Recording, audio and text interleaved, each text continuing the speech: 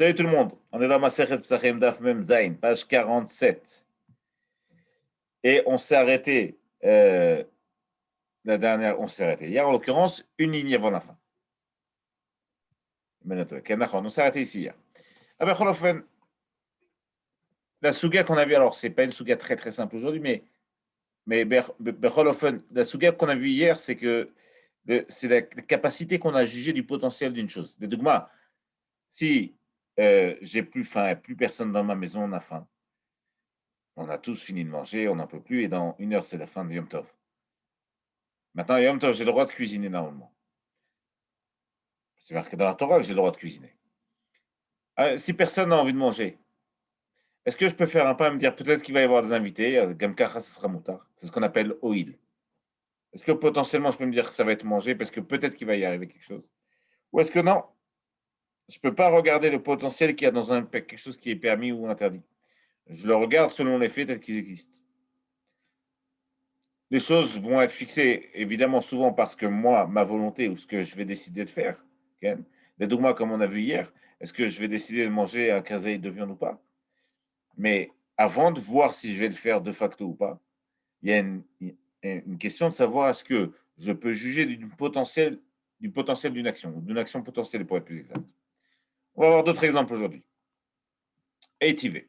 On objecte, toujours c'est la marque Rabba Rafrizda. Rabba, il dit Oil, dit que je juge du potentiel d'une chose. Rafrizda, il dit non. Tu juges du Issour en fonction de ce qui t'est donné de faire au moment même. Eitivé. On objecte. Lechem apanim. Lechem apanim, c'est le pain qu'il y avait au Beth Amikdash. Au Beth Amikdash, c'est à l'intérieur dans le Kodesh. Il y a la menorah, il y a le misbeach, l'hôtel, le petit hôtel en or, et il y a le shulchan, il y a une table en or aussi. Et là-bas, sur cette table, il y a des pains. Les pains, là-bas, ils s'appellent lechem apanim. C'est les Kohanim qui les mangeaient. On les préparait la veille de Shabbat, Erev Shabbat, on les posait le Shabbat, et le Shabbat d'après, ils n'étaient pas chametz, ils étaient matzah. Mais c'était des pains très épais, d'un tefar, 8 cm d'épaisseur. Le Shabbat d'après, ils étaient mangés. La Gemara dit la chose suivante. Lechem apanim nechal, il peut être mangé le Tisha, le 9e jour, la Asara, le 10e jour, la Chadasa, ou alors le 11e jour. Le Pachot ve le Yoter, pas plus, pas moins. Mastomerit. Soit le 9e jour, soit le 10e jour, soit le 11e jour. Ketzad, comment? Kedarko le Tisha. D'habitude, c'est le 9e jour. Nefa be'erev Shabbat, on prépare Erev Shabbat, la veille de Shabbat, donc le vendredi. Et comme on le pose pour le Shabbat d'après, donc le Shabbat, une semaine après, c'est le 9e jour. D'accord? Parce que le vendredi d'après, c'est le 8e jour. Le Shabbat d'après, c'est le 9e jour. Donc ça, c'est normalement. Normalement, il est mangé le 9e jour. Parfois, la veille de Shabbat, c'est Yom Tov. Si c'est Yom Tov, on va préparer le lechem apanim pour le Beth Amikdash, pas le vendredi, comme d'habitude, on va le préparer le jeudi. Donc il sera posé Shabbat et il sera mangé. Bechol zot Shabbat d'après, ça fait 10 jours. Dans les mots, Nefa be'erev Shabbat ve'nechal be'Shabbat. Le Tisha. Chal Yom Tov liot be'erev Shabbat. Si Yom Tov, ça tombe Erev Shabbat, la veille de Shabbat. Nechal le Shabbat, le Asara. Donc Shabbat d'après sera le 10e jour. Shnei Yamim Tovim chez le Rosh Hashanah. Les 2 jours de Rosh Hashanah. Bon, il y a un Rashi qui vous explique comment c'est possible. Les 2 jours de Rosh Hashanah. Donc supposons que Rosh Hashanah tombe jeudi, vendredi. Nechal le Shabbat, le Achad Asar. C'est pas un autre. Il est mangé donc le 11e jour, le Shabbat d'après. Pourquoi? Parce qu'on les fait le mercredi. Et donc Shabbat d'après, c'est le 11e jour. C'est Rosh Hashanah, parce que comme on est à l'époque du Beth Amikdash, il n'y a pas 2 jours de Galouyot. Il y a un seul jour. Le seul Yom Tov qui peut avoir 2 jours, c'est Shabbat. Même le 11e jour, ça sera Kippour, mais sauf si les 2 jours de Rosh Hashanah, ils sont Mekudashim, on les décrète à partir du 30e jour de Elul. Puisqu'à l'époque, on faisait témoigner, on venait faire le témoignage. Donc on décidait du jour, est-ce que ça va être aujourd'hui, ce soir, Rosh Hashanah ou pas. Rashi explique ça, mais enfin, dans le concept, ce qui compte, c'est que le Shabbat d'après sera le 11e jour. Donc il est mangé le 9e, 10e, 11e jour. Il y a une chose qu'on voit qui est très claire. C'est qu'on ne le fait pas Yom Tov, ce pain-là. Or, a priori, tu pourrais le faire Yom Tov. Tu as le droit de cuisiner Yom Tov. Donc, une chose est sûre, c'est qu'on ne le fait pas Yom Tov. Il ne repousse pas Yom Tov. Dans les mots, Ne'echal Shabbat l'Asar, Shnei Yamim Tovim Shel Rosh Hashanah, Ne'echal Shabbat l'Achal Asar. Donc on mange le onzième jour. Pourquoi? Defi She'eno Dochelo et Shabbat velo et Yom Tov. Et donc il repousse ni Shabbat ni Yom Tov. Mara pose la question. Ve'yamar Tatzor ke Shabbat Nasin beYom Tov. Et si tu dis qu'à Shabbat, à Yom Tov, je peux préparer des choses pour Shabbat, comme on a voulu le dire hier. Amai Lotache Yom Tov, pourquoi il ne repousse pas Yom Tov? Arrête, normalement, si Shabbat, je peux préparer Yom Tov. Donc, même quand la veille de Shabbat, ça va tomber un vendredi, je devrais être capable de préparer pour Shabbat, alors pas pour le Shabbat de demain, mais pour le Shabbat d'après, puisque le 9e jour, enfin le 10e jour en l'occurrence, ça sera Shabbat et ils devront manger le lechem apanim. Alors tu vois de là une preuve, mais une preuve explicite, que à Shabbat, à Yom Tov, je ne peux pas préparer pour Shabbat. La marque qu'hier, on a vu qu'ils appellent ça une Gdusha. Et de là, on a essayé de comprendre, est-ce qu'on dit oil ou est-ce qu'on ne dit pas oil? C'est-à-dire, qu'est-ce que je vais dire? Non, peut-être que je vais le manger, Becholzot, ce pain que je vais faire, et donc je peux le préparer, même si Befoal, je ne vais pas le faire. Même si de facto, je ne vais pas le faire. Enfin, ici, la question est la suivante. Pourquoi le fait de préparer ces pains à Yom Tov, il ne repousse pas Shabbat si tu dis qu'on peut préparer? On devrait pouvoir les préparer pour Yom Tov, pour le Shabbat d'après. Réponse de l'Admara. Oui, Amar Sira. Amar, il lui a répondu, Shvut Krova et Tirou. Shvut Rechoka, lo et Tirou. Ben non. Shvut, c'est dans la halakha, quand on appelle Shvut, c'est un issour que Chachamim m'ont imposé. Généralement, c'est quelque chose d'interdit qui est fait pour respecter le Yom Tov ou le Shabbat. C'est par exemple de ne pas faire quelque chose. Il y a des choses que Chachamim m'ont interdit pour que Shabbat soit Shabbat, ou Yom Tov soit Yom Tov. On appelle ça Shvut. Les Dougma, je ne vais pas préparer pour. Alors, pas préparer pour Chol, ça c'est Minatora, mais ici, les Dougma, on dit la chose suivante. Si c'est aujourd'hui Yom Tov et demain Shabbat, ça s'appelle Shvut Krova. C'est-à-dire que Shabbat et Yom Tov sont proches l'un de l'autre. Ils sont à un jour de différence. Ça, Chachamim m'ont permis de le faire. On va considérer que c'est une Gdusha. Et donc, même si je prépare à Yom Tov et que Befoal, ça sort que c'est pour Shabbat. Alors, étant donné que c'est une Gdusha et qu'ils sont proches, Chachamim n'ont pas eu de problème là-dessus. Alors, comme c'est quand c'est pour le Shabbat d'après, Mashma, il y a 6 jours de Chol entre les deux. Là-dessus, c'est différent. On ne peut pas dire que Chachamim vont te permettre de cuisiner Yom Tov pour le Shabbat d'après. Ça, c'est Gvar, un Shvut, c'est Gvar quelque chose que Chachamim n'aurait pas permis en temps normal. Vraiment, Amar les Shvut Krova et Tirou, Shvut Rachoka le Tirou. Mais les Rashbag, donc comment expliquer? Parce que en dehors de ça, il y a un avis qui est celui de Rashbag. Damar Mishum Rabbi Shimon Ben Azgan, lui dit que cuisiner à Yom Tov, Zedoché et Yom Tov, Ve'eno Doché et Yom Hatzom. On peut le faire à Yom Tov, mais on ne peut pas le faire à Kippour. À Kippour, on comprend qu'on ne peut pas faire la chose, parce que quand la Torah elle a permis de cuisiner à Shabbat, ce qu'on a besoin de faire pour nous, pour manger, on peut le faire lachem pour nous, pour vous en l'occurrence, pour nous. Ça, c'est dit sur Yom Tov, c'est pas dit à Kippour. Donc, Badaï que préparer, ça ne repousse pas Kippour. Ça repousse Yom Tov, si je veux préparer. Donc, comment je vais expliquer pour Rashbag, qu'on voit bien que cette Mishnah Mefourech, elle dit qu'on préparait le Lechem Apanim pour le 9e, le 10e et le 11e jour. Si tu me dis que préparer à Yom Tov, je peux le faire pour Shabbat, il n'y a pas de problème, le Lechem Apanim devrait toujours être mangé le 9e jour. Puisque quoi qu'il arrive, je serai censé le préparer le vendredi, même si Yom Tov, ça tombe un vendredi. Ou alors même si Rosh Hashanah, il tombe jeudi et vendredi. Dans tous les cas de figure, je devrais être capable de préparer de ce Erev Yom Tov pour Shabbat d'après, le Lechem Apanim. Donc, comment on va expliquer pour Rashbag? Maïka le Memar. Réponse, Behaï pligé, Mar Savar Shvut Krova etirou, Shvut Rechoka lo etirou. Ben, c'est la même marloquette. Mar Savar Shvut Rechoka nami etirou. Certains disent que quand c'est un Shvut, c'est-à-dire que c'est un Issour que Chachamim m'ont dit, pour pas casser la Gdusha de Yom Tov, ça, ils l'ont permis quand c'est pour le Shabbat du lendemain. Mais quand c'est trop loin, alors ils ne l'ont pas permis. Alors, même pour Rashbag, même quand le Shabbat, c'est le Shabbat d'après, donc comme dans le cas du Lechem Apanim ici, qu'on va préparer jeudi et qu'on va le préparer pour le Shabbat d'après dans 9 jours, même ça, ils l'ont permis. Omar Zavar, je voudrais Choka, Nami et Tirou.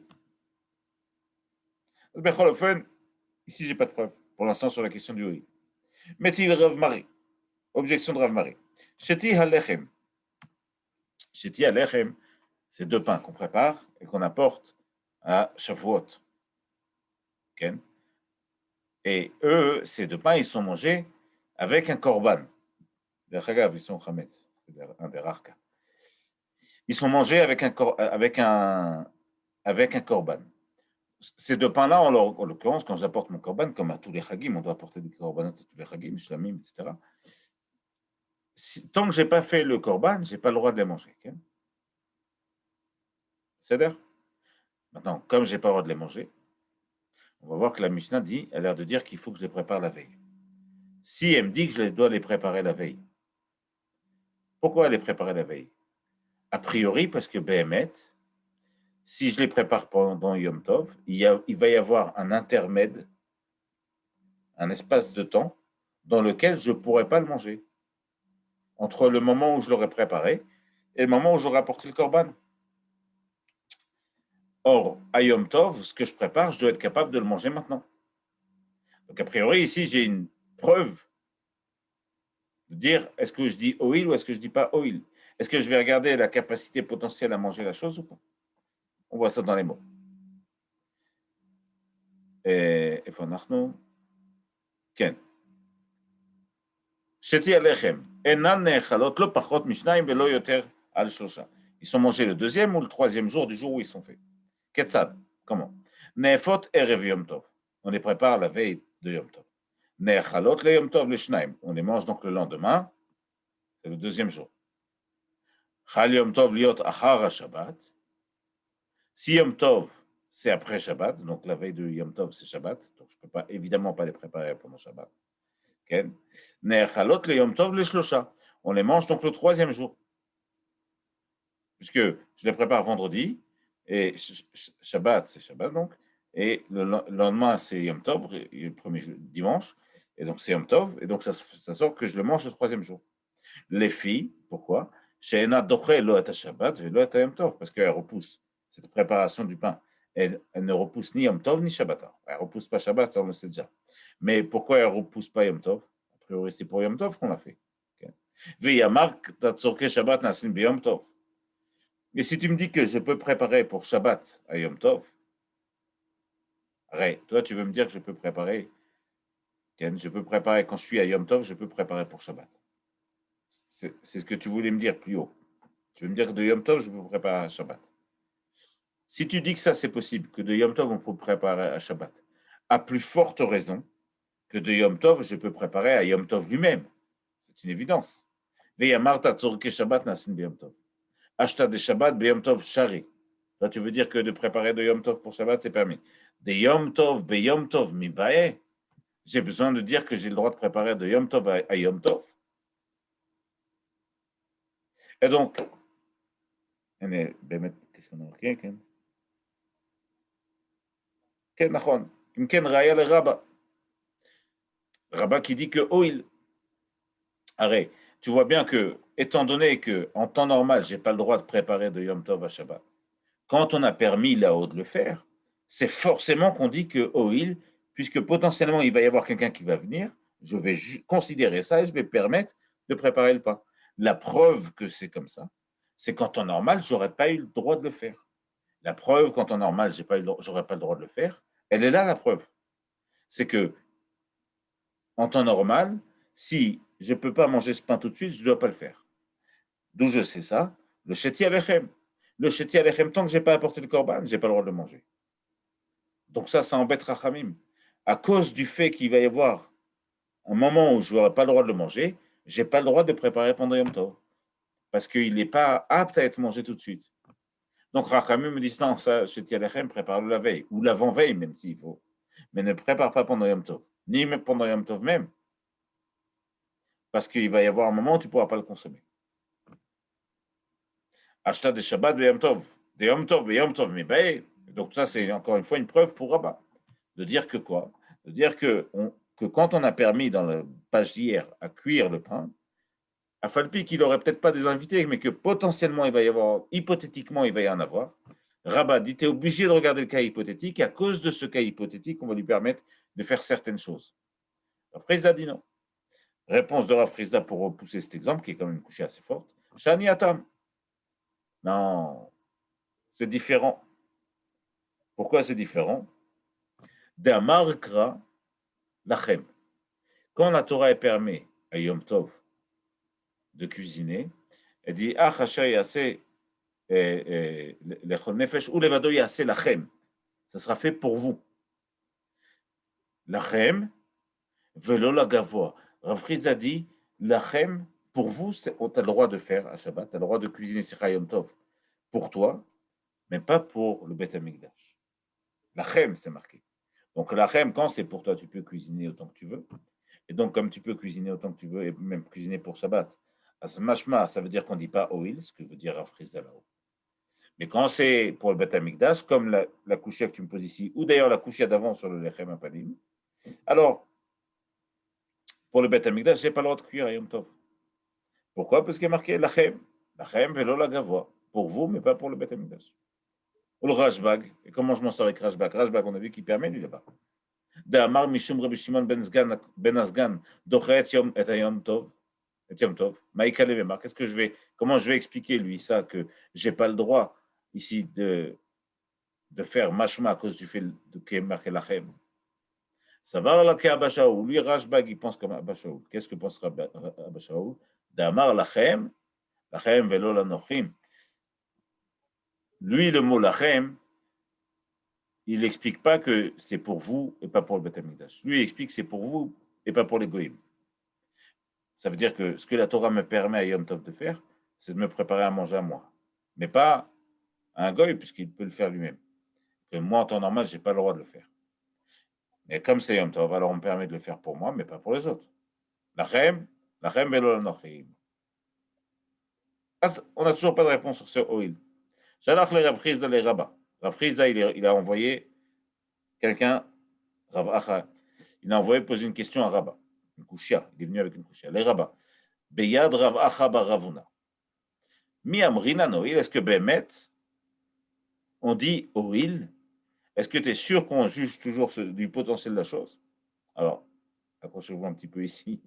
Il va y avoir un décompte. Juste en petite introduction, il faut comprendre parfois que quand Chachamim ont reçu des Mishnayot, ils ont reçu des Mishnayot, donc c'était pas écrit, hein, c'était à l'oral.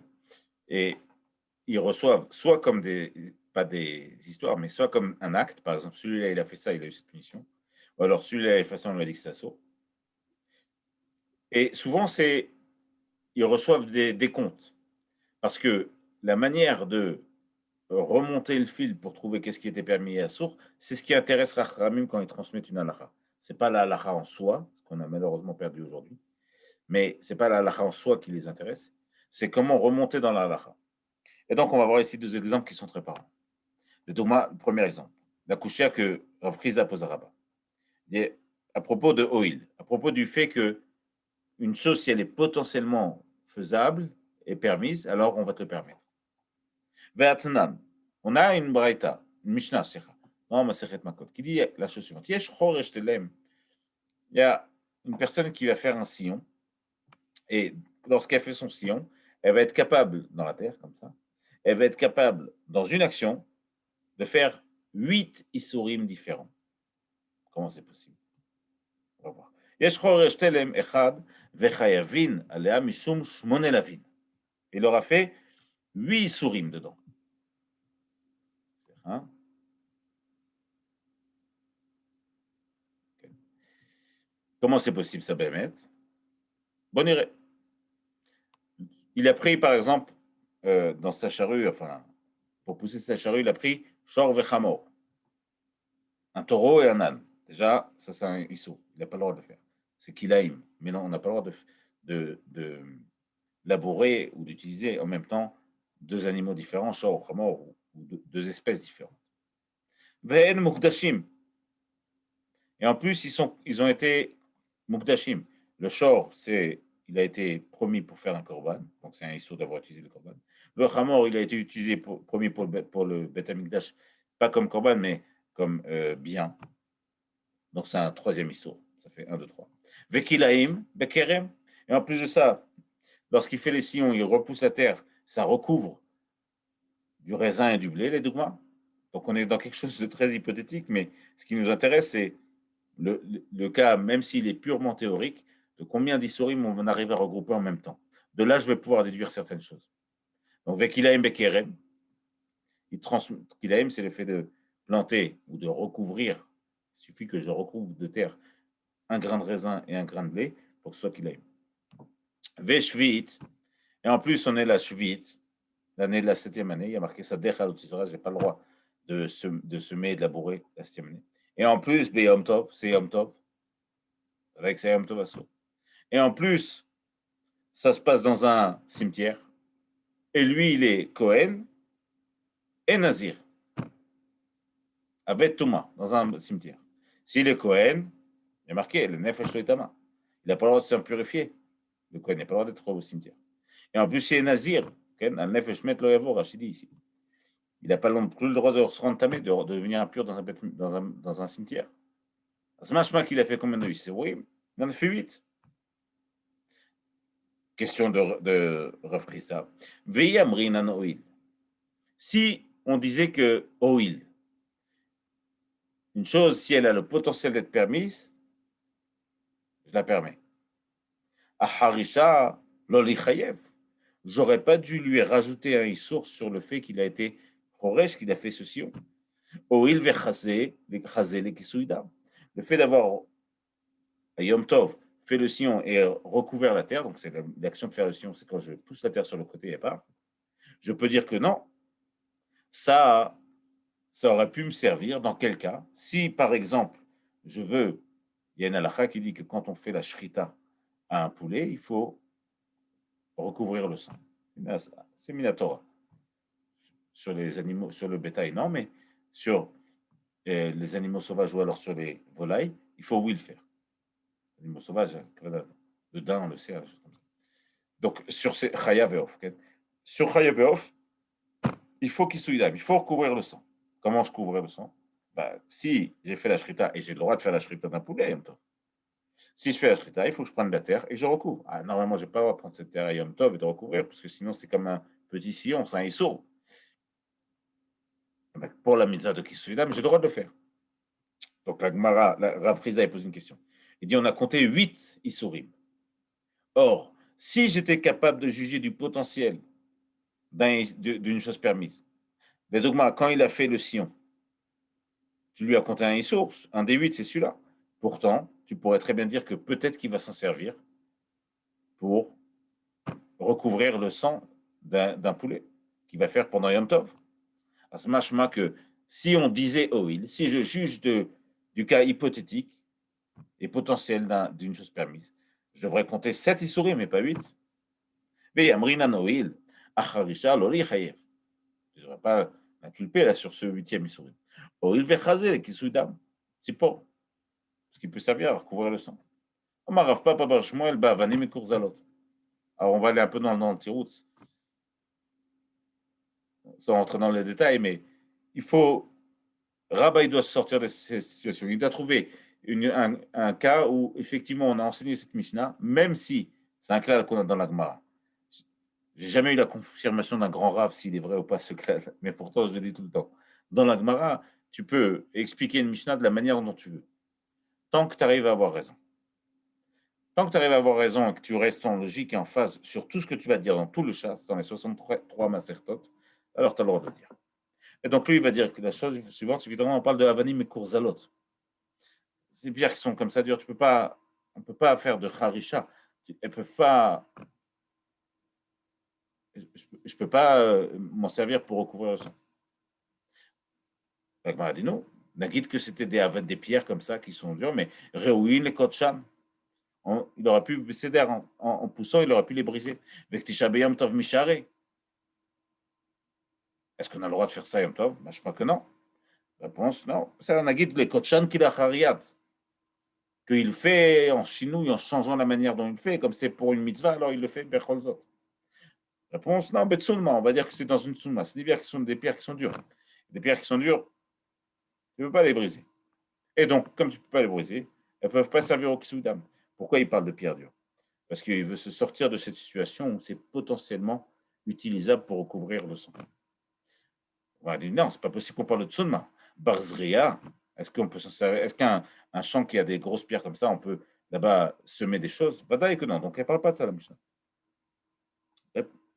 Rabbi va dire, non, tsunma milemala, va faire tichouach milemata. C'est vrai qu'il y avait des pierres au-dessus, mais en dessous, la terre est exploitable. Pour que les mishuma faire tichouach. C'est comme ça alors. Apprend-on Issour sur ce qui est en dessous, sur la terre qui est exploitable. Et la marmar beri ravashi betina. On parle d'une sorte de boue comme ça. Betina barzria. Vous, est-ce que la boue, elle est exploitable, on peut semer? Réponse de la Gemara, bematunta. C'est une sorte de terre comme ça qui est très humide, mais aussi tellement humide qu'elle ressemble à de la boue, mais elle est quand même très exploitable, par exemple pour le riz, les choses comme ça. Et donc, dans ce cas-là, on parlait. À mashma ici, des vinalacha, c'est que quand on fait kisouidam, quand on recouvre le sang, on ne peut pas utiliser de la boue. Il faut que ce soit du sable qui soit comme ça dispersable. Je ne sais pas si ça se dit, mais en tout cas, on comprend l'idée. Parce que sur la boue, Béhémet, c'est pas Raoul et Kisouidam. On ne peut pas faire de Kisouidam. Rabba, il a apporté cette excuse juste pour dire que tu vois bien que dans cette Mishnah là-bas, j'aurais pas pu dire Raoul puisque la terre n'était pas exploitable. Souvent, ça arrive dans la Gemara. Ça a l'air un peu tiré par les cheveux. Après que je dis ça a l'air parce que ça ne l'est pas. En vérité, il faut approfondir dans le reste du chasse aussi. Il faut accepter que parfois ça a l'air comme ça un peu exagéré. Ce qui compte pour l'instant pour Rabba, c'est de dire que c'est pas forcé que cette Mishnah ait parlé de quelque chose. C'est pas une preuve finale, ton argument. Et tu vas Abaye. Abaye va objecter. Alors on va voir un cas qui ressemble un peu. Amvachel guide, celui qui fait cuire du guide. Le guide anaché, c'est le nerf sciatique. Okay, on n'a pas le droit, et puis Yaakov Avinu, on n'a pas le droit de le manger. Celui qui fait cuire le nerf sciatique. Bechalav, avec du lait. Beyom Tov. Il fait ça à Yom Tov. Et en plus, il le mange, Veochlo. Loke Chamesh. Il a fait 5 Issourim. Loke, lesquels? Mishum Mevashel Guide Beyom Tov. Il fait cuire le guide à Yom Tov. Comme le nerf sciatique, il n'est pas comestible. Enfin, il est comestible, mais elle est peut-être comestible, j'en sais rien. Mais en tout cas, on n'a pas le droit de le manger, donc j'ai pas le droit de le faire cuire. J'ai le droit de faire cuire un steak. J'ai pas le droit de faire cuire le nerf sciatique, parce que j'aurais pas le droit de le manger. Donc c'est un Issour Minator. Ok, Mishum Mevashel Guide Beyom Tov.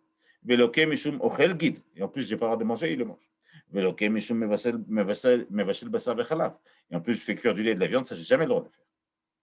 Veloke Mishum Ochel Basar Vechalav.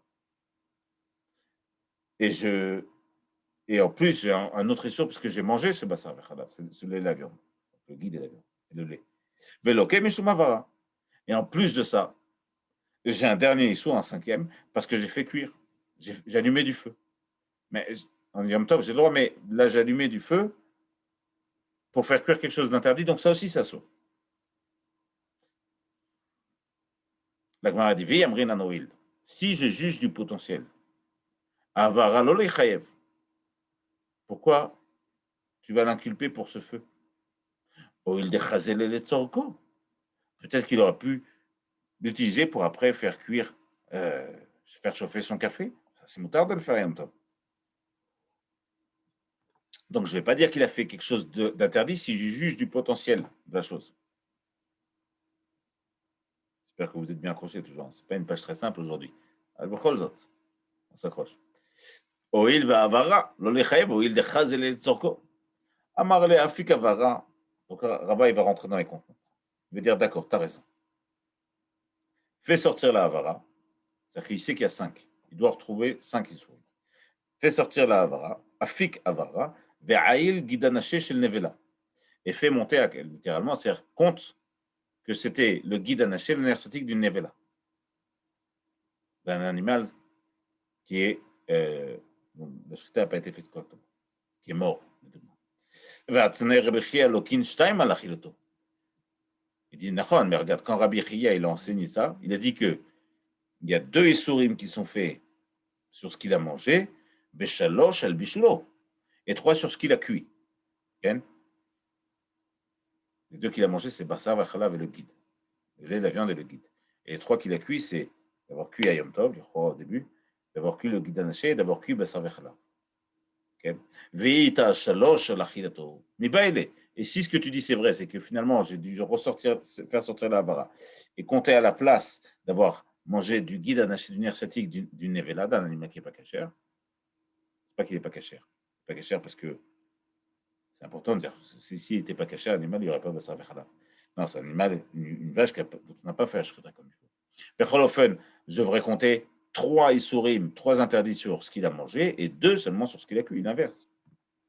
Veita shalosh alachiyato mibaile. Ah bah, il dit, t'as raison.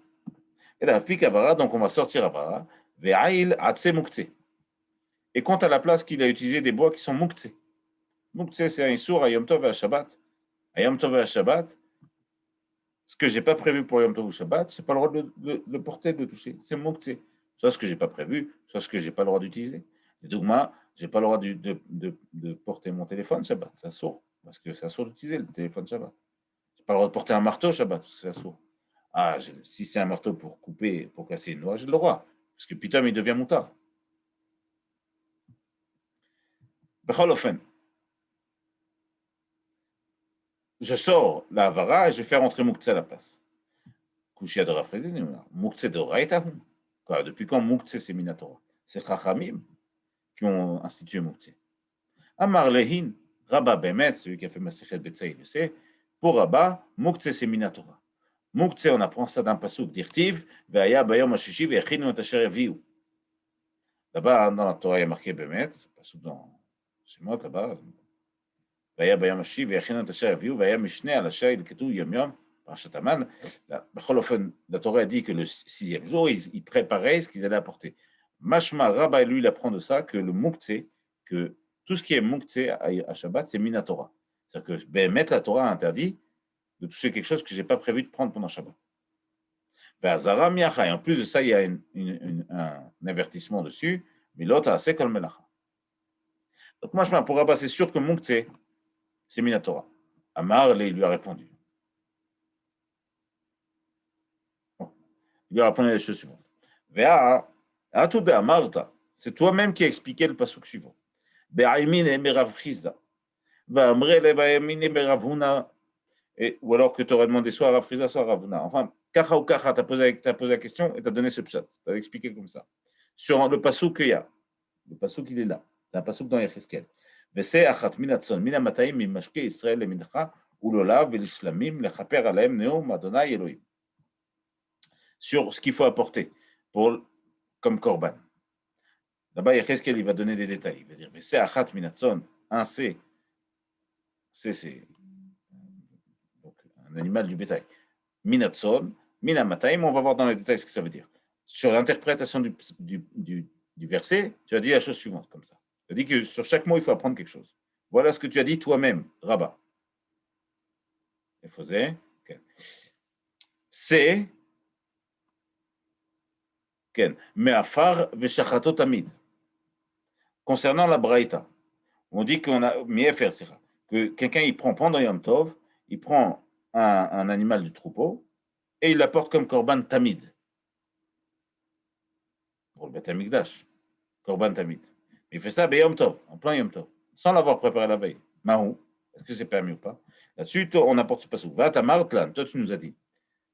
Amarli, allez, c'est velo bechor. Le mot c'est qui est marqué dans le passouk, c'est pour te dire c'est un c'est et pas un bechor, pas un prémisse.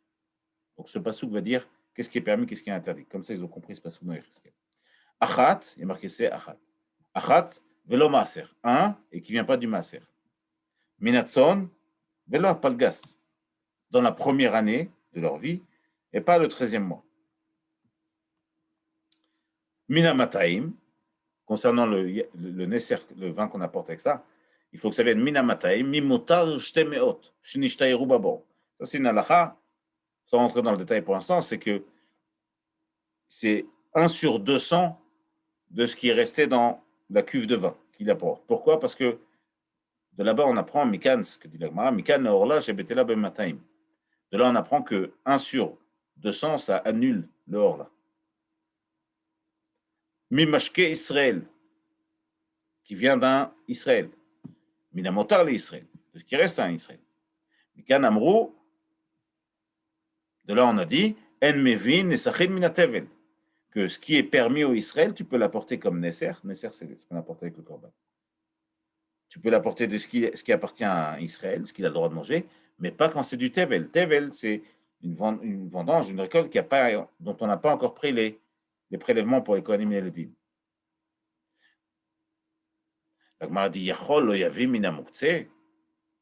Est-ce que c'est possible que là-bas, il n'apporte pas de ce qui est muktzeh? Le dougma, un animal qui serait muktzeh, qui n'a pas prévu. On essaie de comprendre, est-ce qu'il a le droit de prendre cet animal alors qu'il n'avait pas prévu de le prendre pour l'apporter comme tamid, comme korban. Yachol lo yavim min hamuktzeh. Amarta, toi-même, tu as dit, Ma tevel meyuchad, sheisur gufo garamlo. Pourquoi le passouk il a précisé Minamutar l'Israël pour t'apprendre Tevel, quelque chose dont on n'a pas encore pris les prélèvements, pour te dire ce qu'il a de spécial le Tevel, c'est que c'est le corps même de l'objet qui est interdit. Chez sur Gufo Garamlo. Afkol sur Gufo Garamlo. De la même manière, tout ce que le corps même de l'objet il va le rendre inapte à être apporté, ça ne sera pas apportable. On ne pourra pas l'apporter comme animal, comme korban. Yatsa muktzeh, ça vient exclure le muktzeh, donc mashmak c'est muta. Ça vient exclure le muktzeh, chez enisur gufo garamlo, que c'est pas à cause de lui qu'il l'a interdit, c'est à cause du fait que c'est Shabbat et que je ne l'ai pas préparé. C'est Yom Tov et que je ne l'ai pas préparé. Mais lui en soi, il n'est pas interdit. C'est la différence, est-ce que c'est le corps qui porte le issour ou est-ce que le issour il est extérieur au corps? Afkol issour, kol chez issour gufo garamlo, yatsa muktzeh, chez enisur gufo garamlo. Et là, issour davar acher garamlo. Donc c'est Shabbat en l'occurrence qui le rend muktzeh. Veillez à Marta issour muktzeh mideroïd. Si tu veux me dire que muktzeh c'est assur minator, malé issour gufo, malé issour davar acher. Qu'est-ce que ça me change que ce soit le corps de l'objet de l'animal qui soit interdit, alors que ce soit Shabbat qui a rendu cet animal interdit? Kacha ou kacha, j'aurais pas le droit si minatora c'est interdit. Ça c'est une première couche. Vérod. Et en plus de ça, en plus de ça, toi-même tu as dit, chiluk melachot le Shabbat.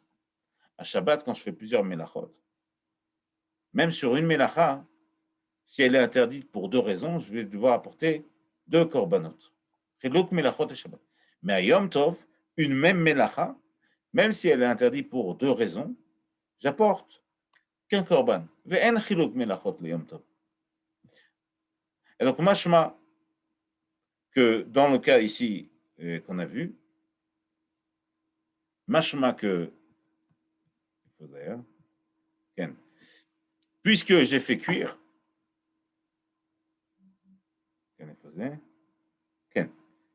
puisque j'ai fait cuire, je ne peux pas compter et faire cuire et avoir allumé du feu, puisque c'est la même action. À Shabbat, je les compte comme deux, parce qu'à Shabbat, on sépare les Issourim. Mais à Yom Tov, on ne sépare pas les Issourim. Donc c'est une deuxième couchère pour te dire que tu vois bien que tu as du mal à trouver les 5 Issourim. Si tu as du mal à trouver les 5 Issourim, ça veut dire qu'on ne peut pas dire oil. Okay. Réponse, ça risque de couper. Réponse rapidement. Afik Avara, il lui okay, donc il a dit, tu as raison. Et là, Afik Avara, fais sortir la Avara. Considère qu'on n'a pas compté à Avara, ce ne sera pas le 5e Issour. Ve'ail atse hekdesh. Et considère qu'à la place de ça, non, j'ai sauté une ligne. C'est deux lignes. Ken. Afik Avara, ve'ail atse ashera. Il dit qu'à la place de ça, il a utilisé des bois qui sont de Avodazara, conservés à l'idolâtrie. Donc j'ai trouvé mon 5e Issour. Il a fait, je ne compte pas la Avara, tu as raison, mais tu as raison. Les deux couchettes sont bonnes, je les repousse et je dis, le 5e Issour, c'est parce que les bois, c'était des bois d'idolâtrie. Frisda, il pose la question, Hazara, mais Acha. D'ailleurs, le rabbin continue, il explique, d'où je sais que c'est interdit, parce qui dit que tu n'as pas le droit d'utiliser tout ce qui a été mis en cherem, de tout ce qui vient d'idolâtrie, mais qui toujours, je n'ai pas le droit d'utiliser. Donc ça saute. Amar le Ravacha berde Rava. D'Abaye. Ravacha, il a dit Abaye. Venilke edamim mishum velo tavito aval betecha. Ah, il dit non. Si tu dis que l'arbre des bois, ils venaient d'Avodazara, il y a un autre issue, il y a une autre, il y a plus marqué velo tavito aval betecha, tu n'apporteras pas de toavot. Toavot, c'est des choses répugnantes. Mais Kavana ici, c'est évidemment du Avodazara, d'idolâtrie. Et le betecha chez toi. Donc, mashma qu'on ne se retrouve pas avec 5 issourim, mais avec 6. Donc, ça ne peut pas être des arbres d'Avodazara, d'idolâtrie. Des bois, sticha, d'idolâtrie. Et là, pique Avara, toujours il répond, il dit, tu as raison, Bémet, fais sortir Avara, ve'ail atse hekdesh. Et dit que ces bois qui ont servi à brûler, ils étaient promis pour le Beth Amikdash. Ve'azara me'acha, v'ashrem tisrefun ba'esh. Lo ta'asun ken Hashem elokechem.